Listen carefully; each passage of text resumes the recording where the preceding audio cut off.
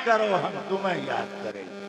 تو جب ہم اللہ کو یاد کرنے کے لیے سوچتے ہیں تو گویا اللہ ہم کو یاد کر رہا ہے، ہم اللہ کو یاد کریں گے۔ یہ ہو نہیں سکتا کہ اللہ ہم کو بھلا دے۔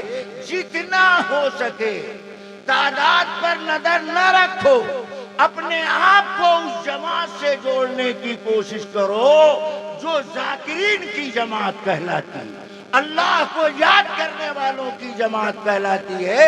انہیں حقارت کی نگاہ سے نہ دیکھو، ان کی آواز میں آسمان کو تھامنے کی طاقت پائی جاتی ہے، اللہ کی مدد ان کے ساتھ رہتی ہے۔ یہ اللہ والے ہیں اور اللہ والوں کو بے یار و مددگار نہیں کرتا۔ ابو ذر غفاری کہتے ہیں زدنی یا رسول اللہ، اللہ کے نبی ایک بات اور بتائیے۔ کیوں؟ آپ تو بڑی پیاری پیاری عمدہ آسان نصیحت فرما رہے ہیں جس پر عمل کرنا کچھ بھی مشکل نہیں، لہذا اللہ کے نبی ایک بات اور بتائیے۔ تو اللہ کے پیغمبر نے اس مجلس میں ابو ذر غفاری کی درخواست پر تیسری نصیحت فرمائی۔ مفتی صاحب کے پاس کوئی مستفتی پہنچ جائے، ایک مسئلہ وضو کا معلوم کرے اور دوسرا مسئلہ نماز کا معلوم کرے اور کہنے لگے حضرت ایک مسئلہ طلاق کے بارے میں، تو مفتی صاحب کی پیشانی پر بل آ جائے، کہیں گے ایک ہی دن میں سارا دین سمجھنا چاہتے؟ اللہ کے نبی نے یہ دین 23 سال میں پیش کیا اور تم ایک ہی دن میں سارا دین سمجھنا چاہتے ہو؟ مگر ابو ذر غفاری دو نصیحت معلوم ہو جانے کے بعد گزارش کرتے ہیں زدنی یا رسول اللہ، اللہ کے نبی ایک بات اور بتائیے۔ اور نبی نے ابو ذر کی جذبات کی رعایت فرماتے ہوئے آپ نے تیسری بات کی نصیحت فرمائی۔ ارشاد فرمایا علیک بطول السمت فإنها مطردة للشیطان وعون علی امر دینہ۔ اے ابو ذر، خاموش رہنے کی عادت ڈالو، ابو ذر چپ رہنے کا مزاج بناؤ۔ زیادہ بولنا بک بک کرنا یہ اچھے لوگوں کا کام نہیں۔ لایانی لوگ لایانی باتیں بولا کرتے ہیں۔ ابو ذر خاموش رہنے کی عادت ڈالو، چپ رہنے کا مزاج بناؤ۔ کیوں؟ جو آدمی خاموش رہتا ہے عمل کا فائدہ سنتا ہے۔ فرمایا جو آدمی خاموش رہتا ہے شیطان اس سے دور بھاگتا ہے، اور جس سے شیطان دور بھاگے گا عون علی امر دینک، اس کے لیے دین کا کام کرنا آسان ہے۔ معلوم ہوا اگر واقعی دین کا کام کرنا چاہتے ہو تو اپنے اندر وہ اعمال پیدا کرو جو شیطان کو دھکا دینے والے، اور شیطان کو دور رکھنے کا سب سے آسان عمل یہ ہے کہ آدمی خاموش رہنے کا مزاج بنائے۔ خاموش رہنے کا مطلب ہرگز یہ نہیں ہے کہ چپ رہنے کا روزہ رکھنا چالو کر دو۔ خاموش رہنے کا مطلب یہ ہے بوقت ضرورت بقدر ضرورت بولا کرو، بوقت ضرورت بقدر ضرورت بولا کرو۔ مطلب نہ تو بلا ضرورت بولو نہ ضرورت سے زیادہ بولو۔ بلا ضرورت بولنا بھی بری بات ہے اور ضرورت سے زیادہ بولنا بھی حماقت کی علامت۔ تو فرمایا خاموش رہنے کی عادت ڈالا۔ ایک صاحب نے اپنے لڑکے کا نکاح کیا، بہو رخصت کرا کے لائے، 3 دن گزر گئے، بہو گھر میں رہ رہی ہے، اس کمرے سے اس کمرے میں جا رہی ہے، اندر سے برآمدے میں آ رہی، مگر بہو ساس سے بات نہیں کر رہی۔ جب 3 دن تک بہو ساس سے نہیں بولی تو ساس کے دل میں وسوسہ پیدا ہوا، دل میں خیال آنے لگا کہیں ہماری بہو گونگی تو نہیں ہے۔ تو تیسرے دن بے برداشت ہو کر ساس نے بہو سے کہا بٹیا تو بولتی کیوں نہیں؟ تو بہو بولی تو کیا بولی کہ اماں یہ بتاؤ اگر میرے شوہر کا انتقال ہو گیا تو میرا کیا ہوگا؟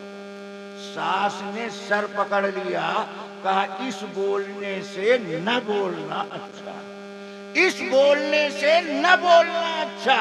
کم بخت بولی تو کیا بولی؟ اگر میرے شوہر کا انتقال ہو گیا تو میرا کیا ہوگا؟ ساس نے کہا کم بخت تیرا جو ہوگا وہ ہوگا، یہ تو میرا لخت جگر ہے، نور نظر ہے، زندگی کا سہارا ہے، بڑھاپے کی لاٹھی ہے، اگر میرا لڑکا مر گیا تو میرا کیا ہوگا؟ اس بولنے سے نہ بولنا اچھا۔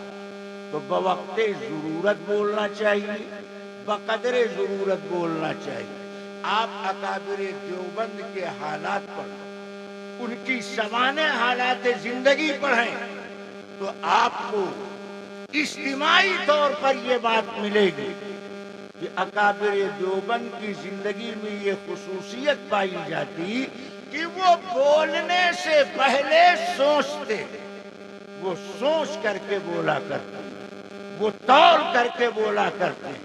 جو سوچ کر بولتا یا سوچ کر لکھتا وہ اپنی بولی ہوئی بات کو واپس نہیں لیتا، لکھی ہوئی بات کو حرف غلط کی طرح نہیں مٹایا کرتا، اسی کو آئے دن اپنی بات واپس لینی پڑتی ہے۔ جو بغیر سوچے سمجھے بولا کرتا ہے، بولنے سے پہلے سوچنا چاہیے، سوچ کر بولنا چاہیے، بقدر ضرورت بولنا چاہیے، بوقت ضرورت بولنا چاہیے۔ زیادہ بولنا، ہر وقت بولتے رہنا، سماج میں ایسے آدمی کی کوئی حیثیت نہیں ہے۔ پورا معاشرہ ایسے آدمی کو ہلکی نظر سے دیکھا کرتا۔ اللہ کے پیغمبر نے ابو ذر غفاری کو تین نصیحت فرمائی۔ ابو ذر کہتے ہیں زدنی یا رسول اللہ، اللہ کے نبی ایک بات اور بتائیے۔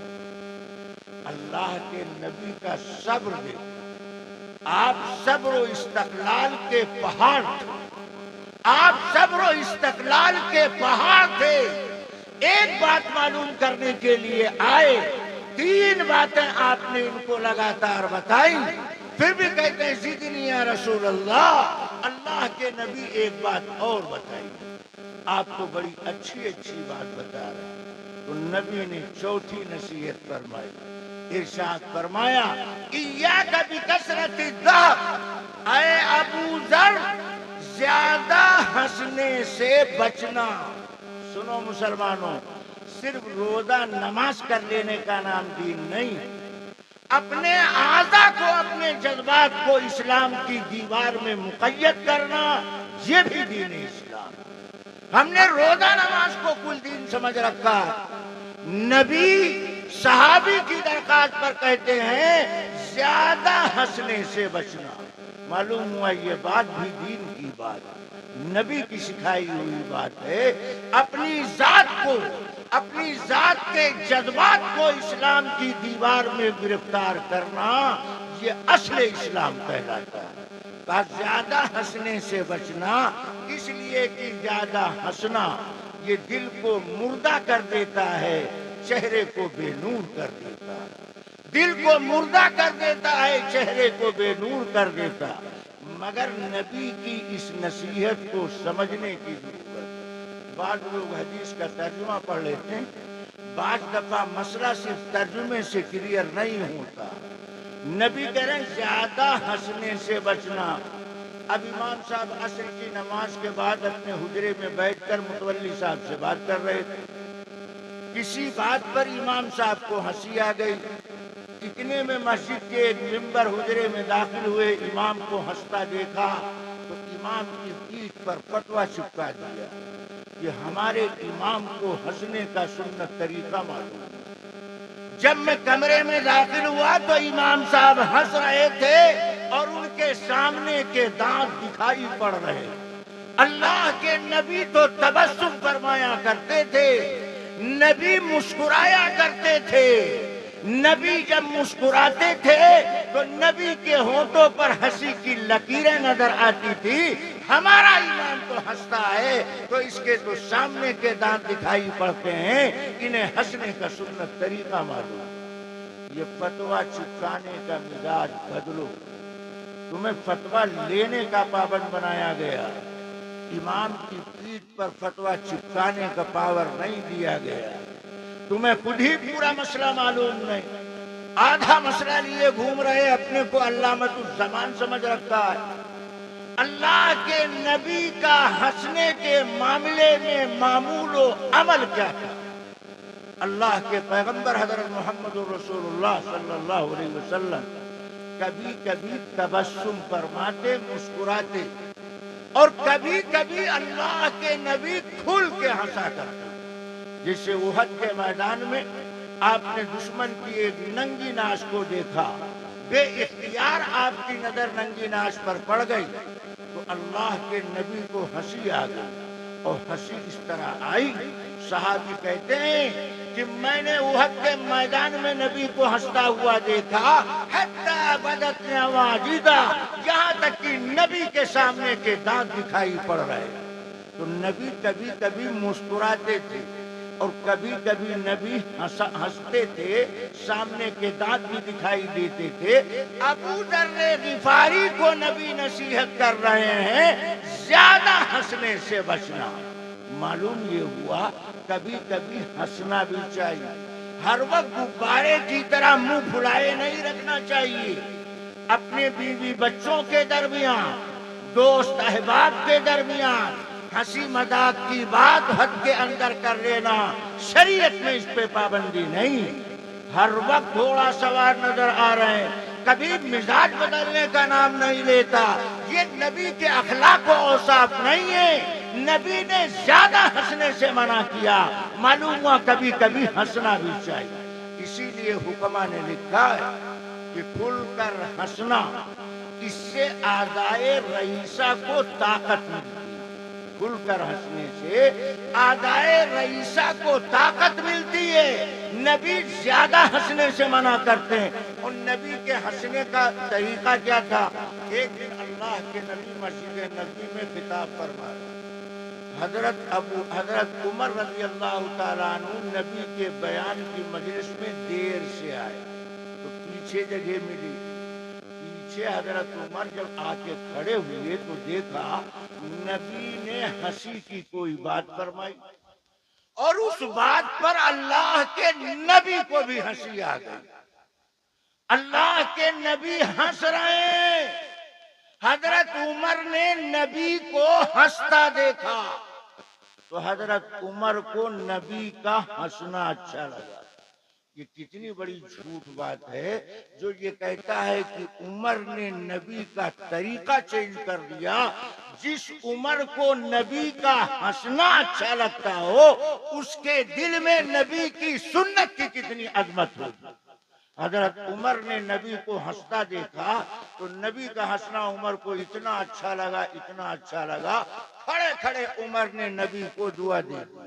حدیث میں حضرت عمر کے دعائیہ کلمات نقل کیے گئے۔ اس موقع پر عمر نے نبی کو دعا کیا دیا، حضرت عمر کہتے ہیں اضحک اللہ سنک یا رسول اللہ، اللہ کے رسول اللہ آپ کو ہنستا رہا۔ تو نبی کہہ رہے ہیں زیادہ ہنسنے سے بچنا، اور عمر دعا میں کہہ رہے ہیں اللہ آپ کو ہنستا رکھے۔ تو بظاہر دونوں حدیثوں میں ٹکراؤ نظر آتا ہے، ٹکراؤ نہیں، سمجھنے میں ٹکراؤ ہے، حقیقت میں ٹکراؤ نہیں۔ عمر کہہ رہے ہیں اللہ آپ کو ہنستا رکھے۔ محدثین نے حضرت عمر کی دعا کا مطلب ذکر کیا، ادام اللہ فرحک یا رسول اللہ، اللہ کے رسول اللہ آپ کو فرح سادہ خوش خرم رکھے۔ یہ ہے حضرت عمر کی دعا کا مطلب۔ اور دوسری نصیحت عمر کی دعا سے ہمیں یہ ملی کہ چھوٹا آدمی بڑے آدمی کو دعا دے سکتا ہے۔ یہاں صحابی نبی کو دعا دے رہا ہے، یہ نبی نکیر فرماتے۔ اللہ کے نبی نے عمر کی دعا کو سنا اور اس پر سواب فرمایا۔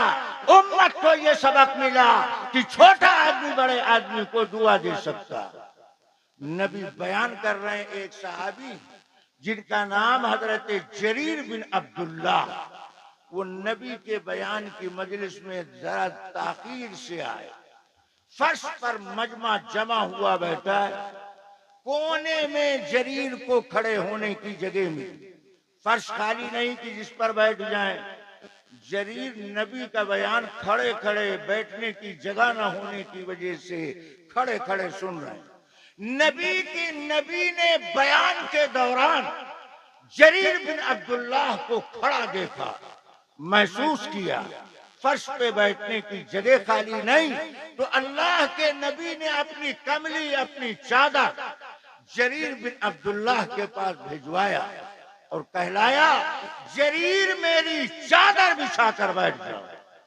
جریر بن عبداللہ کے پاس نبی کی چادر پہنچی تو جریر کے دل میں خیال آیا یہ وہ چادر ہے جو نبی کی دوست پر نبی کے کندھے پہ رہتی، میں اس کو بچھا کر بیٹھوں، اس کے لیے جریر بن عبداللہ کا دل آمادہ نہیں، تیار نہیں۔ جریر بن عبداللہ نے نبی کی چادر کو سینے سے لگایا، آنکھ سے چمٹایا اور پیار سے واپس کرتے ہوئے نبی کو دعا سے مالا مال کر دیا۔ جریر بن عبداللہ نے دعا کیا کیا؟ اکرمک اللہ تعالی کما اکرمتنی، اللہ آپ کا اکرام فرمائے جس طرح آپ نے ہمارا احترام کیا۔ یہاں صحابی نے نبی کو دعا دی، ایک سبق تو یہ ملا اور دوسرا سبق یہ ملا کہ دین سیکھنے کی سچی طلب رکھنے والا وہ حقارت کی نظر سے دیکھے جانے کے قابل نہیں ہے، بلکہ وہ اکرام کے قابل ہے، وہ پیار کے لائق ہے، اس کی تعظیم و توقیر ہونی چاہیے۔ نبی نے جریر کا اکرام کیا، بیٹھنے کے لیے چادر کا انتظام کیا، مگر جریر بن عبداللہ نبی کا وفادار غلام وہ یہ سوچتا ہے کہ نبی کی چادر پر بیٹھنے کی ہم جرأت نہیں کر سکتے، نبی کو دعا سے مالا مال کرتا ہے، اکرمک اللہ تعالی کما اکرمتنی، اللہ آپ کا اکرام فرمائے جس طرح آپ نے ہمارا احترام کیا۔ معلوم ہوا مدرسے میں تعلیم حاصل کرنے والے طلبہ اور خانقاہوں میں تربیت حاصل کرنے والے خواص اور عوام وہ اپنے مسئلے اور اپنے استاذ کے سامنے تذلیل کا معاملہ ان کے ساتھ نہیں کرنا چاہیے، بلکہ اکرام کا، پیار کا، شفقت کا، احترام کا معاملہ کرنا چاہیے۔ اس سے دین سیکھنے کا جذبہ اور دین جاننے کا حوصلہ بڑھے گا۔ ان نصیحتوں کے بعد ابو ذر غفاری کہتے ہیں زدنی یا رسول اللہ، اللہ کے نبی ایک بات اور بتائیے۔ تو نبی نے پانچویں نصیحت فرمائی، ارشاد فرمایا قل الحق ولو کان مرا، اے ابو ذر سچ بات بولو اگرچہ سننے والوں کو ناخوشگوار معلوم، مرا انہیں گرا معلوم ہو، بات سچی ہے، پکی ہے، لوہا لاٹ ہے، ڈنکے کی چوٹ پر کہو، مگر نبی کی اس نصیحت کا مطلب سمجھو۔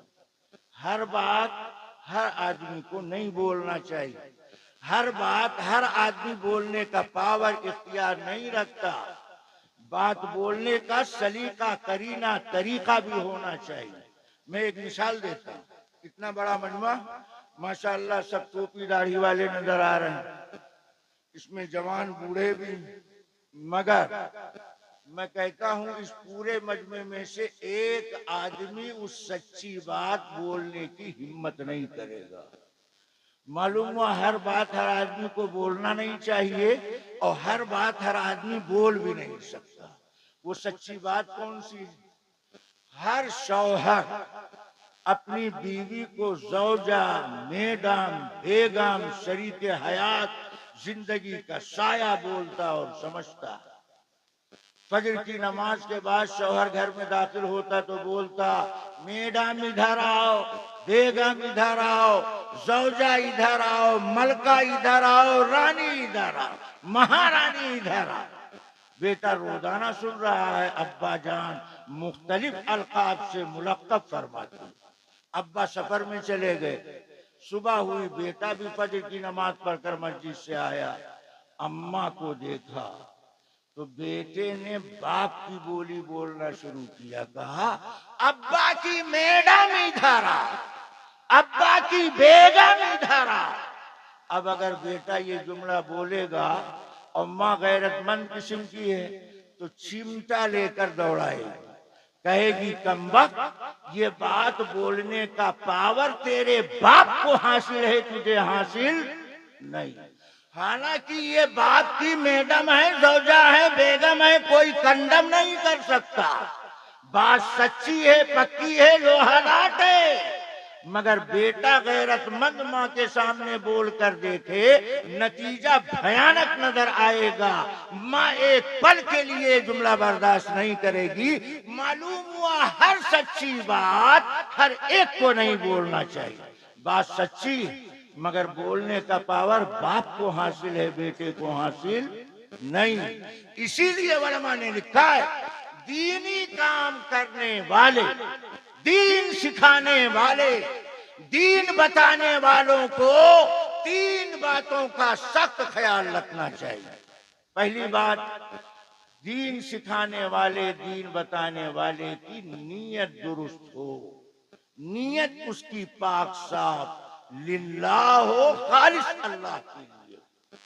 اور دوسری شرط، بات لوہا لاٹ ہو، آدھی کھچڑی آدھا چاول نہیں ہونا چاہیے، سچی پکی ہو، جانچی ہوئی پرکھی ہوئی ہو۔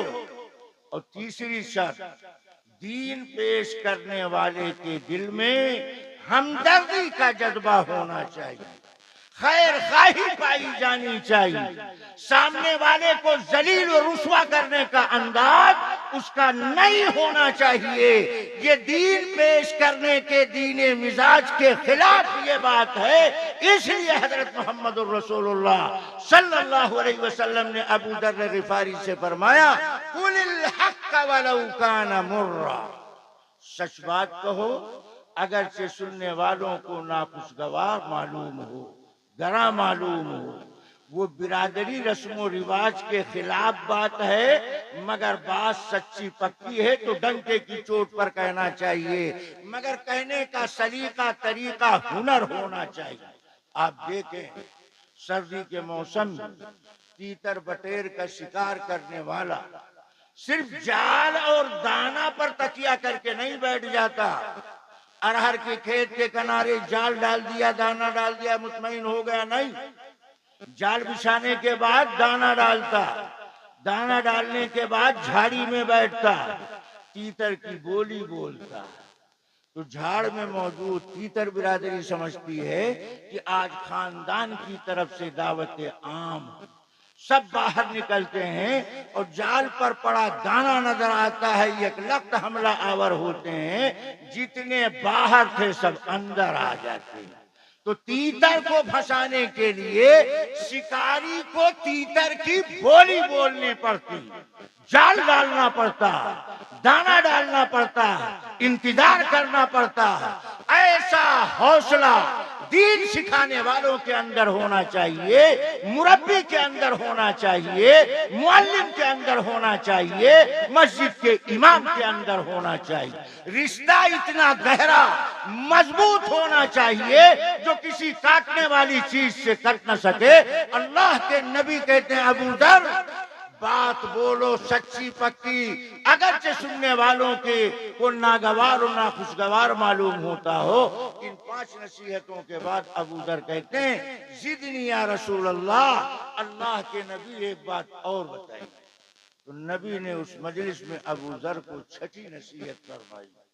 ابو ذر کو مخاطب کر کے نبی نے ارشاد فرمایا لا تخف فی اللہ لومۃ لائم، اے ابو ذر اللہ کا حکم ماننے اور نبی کے طریقے پر عمل کرنے میں ملامت کرنے والوں کی ملامت کی پرواہ نہ کرنا۔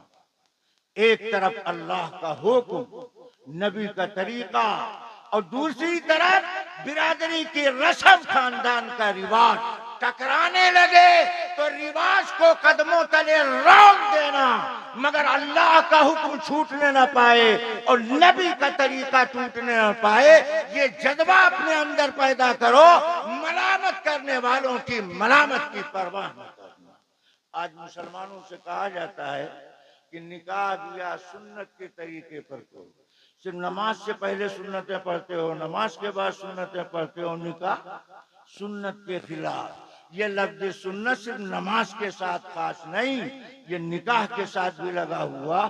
نبی نے فرمایا ان نکاح من سنت، نکاح کرنا میری سنت، میرا طریقہ۔ تو نبی کے نکاح کا طریقہ کیا تھا؟ باراتی خرافاتی لعنتی ٹکر خور قسم کے لوگوں کو کرائے پر بلایا کرتے، اس کا کوئی ذکر نہیں ملتا، ضعیف سے ضعیف انداز میں اس کا تذکرہ نہیں کہ نبی کسی نکاح میں باراتی بنے ہوں یا اپنے دروازے پر بچھا کر باراتیوں کو کھانا کھلایا۔ یہ تو خرافاتی لوگ ہیں، سماج پر بوجھ بنے ہوئے، معاشرے کے لیے بٹا بنے ہوئے، شریعت میں ان کی کوئی حیثیت نہیں، نہ ان کی شرعی حیثیت ہے نہ ان کی عرفی حیثیت، یہ امت کے لیے بوجھ بن چکے۔ اگر آپ سنجیدگی سے غور کریں تو آپ کا دل خود ملامت کرے گا کہ ہم کو ایسے رواجی کام میں نہیں لگنا چاہیے۔ آپ سوچیں، جب بارات میں آپ کو دعوت دی جاتی ہے تو کارڈ کون بھیجتا ہے؟ لڑکی کا باپ؟ لڑکی نہیں، لڑکے کا نام کارڈ پر، لڑکے کے باپ کا نام کارڈ پر، دونوں کے موبائل نمبر، گھر کا پتہ لڑکے کے باپ کا، اور دروازے پر کھڑی گاڑی کا انتظام لڑکے کے باپ نے کیا۔ آپ سے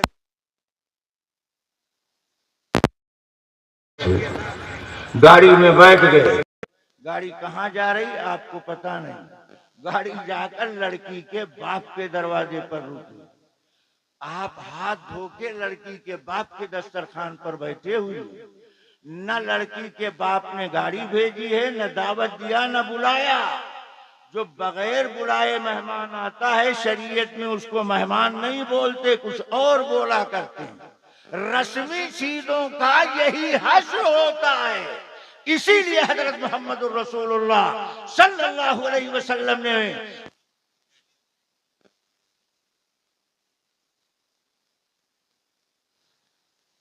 دوسری طرف طاغوتی طاقت کا حکم ہو، ٹکراؤ پیدا ہو تو رب کی بات ماننا، نبی کی سنت کو ماننا، ملامت کرنے والوں کی ملامت کی پرواہ نہ کرنا، یہ جذبہ عمل کے لیے اپنے دل میں پیدا کرو۔ ابو ذر غفاری کہتے ہیں زدنی یا رسول اللہ، اللہ کے نبی ایک بات اور بتائیے۔ تو نبی نے ساتویں اور آخری نصیحت فرمائی، جس نصیحت کا تعلق ہم میں سے ہر ایک کی زندگی سے۔ اللہ کے نبی نے اخیر میں ارشاد فرمایا لِيُحْجِدْكَ عَنِ النَّاسِ مَا تَعْلَمُ مِن نَفْسِكَ، اے ابو ذر مَا تَعْلَمُ مِن نَفْسِكَ، اپنے بارے میں تمہیں جو معلوم ہے اس کمی کو دور کرنے کی پہلے کوشش کرو۔ دوسروں کی کمیاں دور کرنے کے لیے موم بتی بن کر گھلے جا رہے ہو، برف کی طرح پگھلے جا رہے ہیں، اپنے بارے میں کچھ فکر نہیں۔ بالغ ہونے کے بعد سے اب تک نمازیں کتنی چھوٹی ہیں، کتنے لوگوں کے پیسے ہم نے دبا رکھے ہیں، کتنے لوگوں کے حقوق ہم نے سلب کر رکھا ہے، جو ہم نے کیا ہے وہ ہم جانتے ہیں۔ نبی کہتے ہیں اصلاح کا طریقہ یہ ہے ما تعلم من نفسک، اپنی خامیاں کرنے والا جانتا ہے، اپنی کمیاں مبتلا جانتا ہے، اپنے بارے میں ہمیں زیادہ معلوم ہے، دوسرا ہماری خامی کو نہیں جانتا۔ فرمایا اپنے بارے میں تمہیں جو معلوم ہے پہلے ان کمیوں کو دور کرنے کی کوشش کرو، دوسروں کی کمیاں بعد میں، پہلے اپنی کمی تو دور کر لو۔ جھوٹ کی بیماری تمہیں لگی ہوئی، بدنظری کی بیماری تمہیں لگی ہوئی، وعدہ خلافی کی بری عادت تمہارے اندر، اور تم ہی دین سکھانے کے ٹھیکیدار بن بیٹھے۔ فرمایا ما تعلم من نفسک، اپنے بارے میں تمہیں جو معلوم ہے اپنی کمیوں کو دور کرنے کی کوشش کرو۔ اسی طرح ہر صاحب اولاد کو، یعنی ہر ماں باپ کو، دوسروں کی اولاد سے پہلے اپنی اولاد کے بارے میں فکر کرنی چاہیے۔ ابھی مولانا کہہ رہے تھے ضرورت ہے اپنے بچوں کو دین کی تعلیم سے آراستہ پیراستہ کیا جائے۔ میں چلتے چلتے حفاظ کرام ان کے اساتذہ کو دل کی گہرائی سے.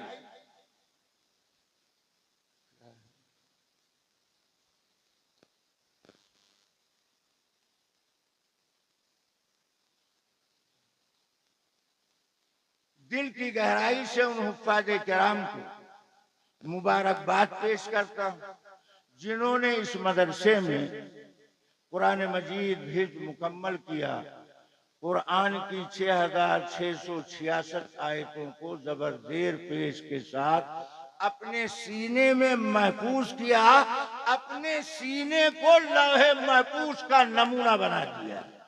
جیسے اللہ نے قرآن کو لوح محفوظ میں محفوظ فرما دیا، ایسے اللہ اپنے کرم سے حافظ قرآن کے سینے میں قرآن کو محفوظ کر دیتا.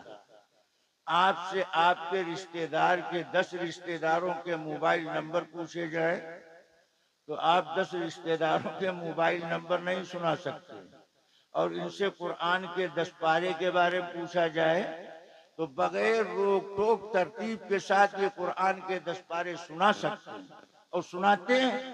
آپ سوچو اللہ نے کتنی بڑی دولت انہیں عنایت فرمائی. وہ دولت نہ خریدی جا سکتی ہے نہ چرائی جا سکتی. وہ خالص اللہ کا فضل ہے، اللہ کا کرم ہے. اللہ نے اپنے کرم سے ان کو حافظ قرآن بنایا. ان کے حافظ بننے میں اس ادارے کی اساتذہ کی معاونین کا حصہ ہے، محنت شریف. وہ سب مبارکباد کے مستحق، وہ سب قابل احترام ہیں. اللہ تعالیٰ ان کی محنت قربانی کو قبول فرمائے. وہیں پر جتنا مجمع یہاں بیٹھا ہے ان میں اکثر صاحب اولاد ہو یا آگے چل کر ان کے یہاں اولاد ہو جائے تو انہیں بھی اپنے اندر یہ حوصلہ پیدا کرنا چاہیے کہ اللہ نے ہم کو اولاد دیا ہے تو ہم بھی کم سے کم اپنے ایک بچے کو حافظ قرآن بنائیں. ہر بچے کو دین اسلام کی بنیادی تعلیم سے مالا مال کریں گے. کوئی بچہ ایسا نہیں ہوگا جس کو قرآن پڑھنا نہ آتا، جسے وضو کرنا نہ آتا، جسے نماز سنت کے مطابق پڑھنی نہ آتی. اتنا تو ہر حال میں ہر بچہ ہر بچی کو ہمیں سکھانا، مزید بنا حافظ قرآن بنانا، عالم دین بنانا، قاری قرآن بنانا. اپنی اولاد میں سے ایک اولاد کے لیے فیصلہ کرو اور اس کے لیے اپنے آپ کو آمادہ کرو. کیسے بھی حالات آئے ہر حال میں ہمیں اپنے ایک بچے کو قرآن کا حافظ بنانا ہے تاکہ مرنے کے بعد ہمارے گھر میں اللہ کا کلام پڑھا جائے، اللہ کا نام لیا جائے. میں نے حضرت ابو ذر غفاری کی نبی کی مجلس کی 7 نصیحتیں نقل کیا. میں ان باتوں کو ریپیٹ کیے دیتا ہوں تاکہ بات آپ کے ذہن میں تازہ ہو جائے اور ترتیب سے ساتوں باتیں آپ کو یاد آ جائیں. نبی نے پہلی نصیحت فرمائی ابو ذر حرام چیزوں سے بچنے کا اہتمام کرنا، تم دنیا آخرت کی ہر پریشانی سے بچو. دوسری نصیحت قرآن کی تلاوت اور ذکر اللہ کا اہتمام کرنا. اس عمل کی برکت تمہارا تذکرہ رب کی دربار میں کیا جائے گا، اللہ تمہیں نور عطا کرے گا. اور تیسری نصیحت ابو ذر کو اللہ کے پیغمبر نے تیسری نصیحت فرمائی زیادہ خاموش رہنے کی عادت ڈالو. بوقت ضرورت بقدر ضرورت بولا کرو تاکہ شیطان کے حملے سے تم بچ سکو، دین کا کام کرنا تمہارے لیے آسان ہو سکے. اور چوتھی نصیحت فرمائی زیادہ ہنسنے سے بچنا، اس لیے کہ زیادہ ہنسنا یہ دل کو مردہ کر دیتا ہے، چہرے کو بے نور کر دیتا ہے. اور پانچویں نصیحت میں نبی نے ارشاد فرمایا سچ بات بولو اگرچہ سننے والوں کو ناگوار معلوم. اور چھٹی نصیحت میں فرمایا کہ اللہ رسول کا حکم بجا لاؤ، تانا دینے والے ملامت کرنے والوں کی ملامت کی پرواہ نہ کرنا. اور ساتویں نصیحت میں فرمایا اپنے بارے میں اپنی کمی خامی جو تمہیں معلوم ہے اسے دور کرنے کی کوشش کرو، لیعجزک عن الناس، تاکہ دوسروں کی برائیاں جمع کرنے سے تم اپنے آپ کو بچا سکو. حضرت محمد رسول اللہ صلی اللہ علیہ وسلم نے ایک جامع نظام عمل پیش کیا. ہمیں ان باتوں کو اپنی زندگی میں اپنی زندگی میں داخل کرنا چاہیے اور ان نصیحتوں کو عملی جامہ پہنانا چاہیے. میں نے شروع میں یہ بات عرض کیا کہ اہل مدارس 4 بنیادی مقاصد کو سامنے رکھ کر کے مدارس میں اجلاس منعقد کرتے ہیں.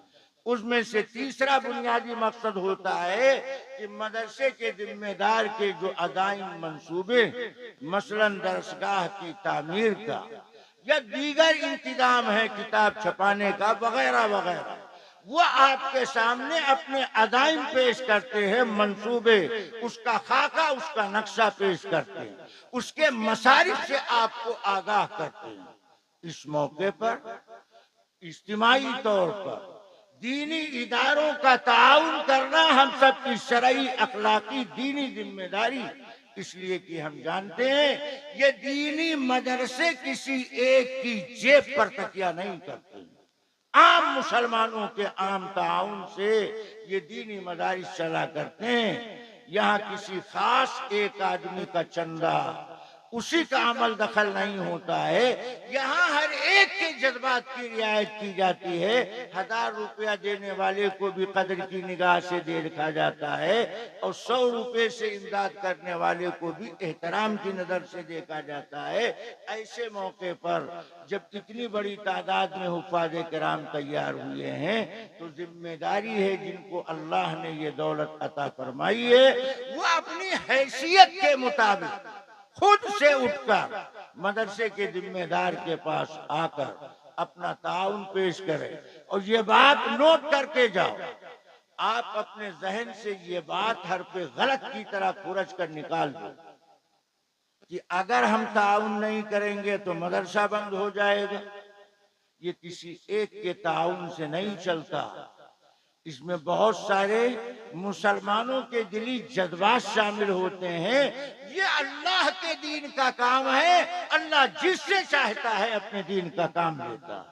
لہذا تعاون کرنے والا ہر بندہ یہ سوچے یہ ہمارے لیے بڑی خوش نصیبی کی بات ہے کہ ایسے بابرکت موقع پر ہم ادارے کا تعاون کریں جس کی محنت کو ہم نے اپنی نگاہ سے دیکھا ہے. اتنی تعداد میں حفاظ کے سروں پر دستار باندھی گئی تو آپ لوگ انشاءاللہ تعاون کریں گے. کون کون آدمی تعاون نہیں کرے گا ذرا ہاتھ اٹھاؤ. ماشاءاللہ سمجھتے ہیں. ہم نے شارٹ کٹ بولا تو آپ سمجھ گئے. اس کا مطلب ہے بہت چوکس ہو کر آپ بات سن رہے ہیں. اچھا اب ضمانت پیش کرو کون کون آدمی اس مجلس میں ادارے کا نقد تعاون کرے گا. اس کے لیے کون کون تیار ہے ذرا ہاتھ اٹھا. ہاتھ اٹھا. ماشاءاللہ آپ از خود تیار ہیں. آپ کی جیب میں ہم ہاتھ ڈالنے نہیں جا رہے ہیں. تو جیسے ہم نے فراخی کا مظاہرہ کیا، آپ کی دیانت، امانت اور دینی جذبات کا پاس و لحاظ آپ سے مطالبہ کرتا ہے کہ آپ خاموشی کے ساتھ اٹھ کر اپنا تعاون ذمہ دار کی خدمت میں پیش کر دیں، یا ذمہ دار اگر مناسب سمجھیں تو رومال آپ کے درمیان طلبہ کے ذریعے سے گشت کرا دے اور آپ اس رومال میں اپنا تعاون پیش کر دیں. غالباً یہ بچے آپ کے پاس پہنچ رہے ہیں. آپ میں سے ہر آدمی، اب تو کچھ لوگوں نے ہاتھ اٹھایا بڑی تعداد، مگر کچھ لوگ وہ ہیں جنہوں نے اب تک ہاتھ نہیں اٹھایا، تو ان سے بھی ہم درخواست کرتے ہیں کہ آپ بھی اچھے کام میں شکار ہو جاؤ. اچھے کام کا ارتکاب کرو، اچھے کام کر ڈالو. ورنہ ہماری وہ بات یاد رکھو، اپنے ذہن سے یہ بات نکالو کہ ہمارے تعاون سے مدرسہ چلتا ہے. آپ تعاون نہیں کریں گے تو مدرسے کا کام رکنے والا نہیں ہے. اللہ کی ذات پر اعتماد کر کے اہل مدارس اپنے کام کا آغاز کرتے ہیں. اللہ ان کا حامی ہے، ناصر ہے، معین ہے، مددگار ہے، پالنہار ہے، آخری سہارا ہے. اللہ کی مدد شامل رہے گی، کچھ نقصان نہیں ہو سکتا. یہ بچے آپ کے سامنے گزر رہے ہیں.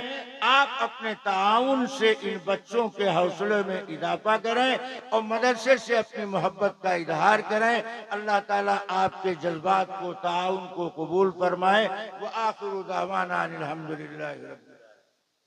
مستورات میں جن بچوں کو منتخب کیا گیا ہے وہ بچے وہاں پہنچ جائیں فوراً۔ مستورات کے اندر جن بچوں کا نام دیا گیا ہے چندہ کرنے کے لیے وہاں پہنچ جائیں۔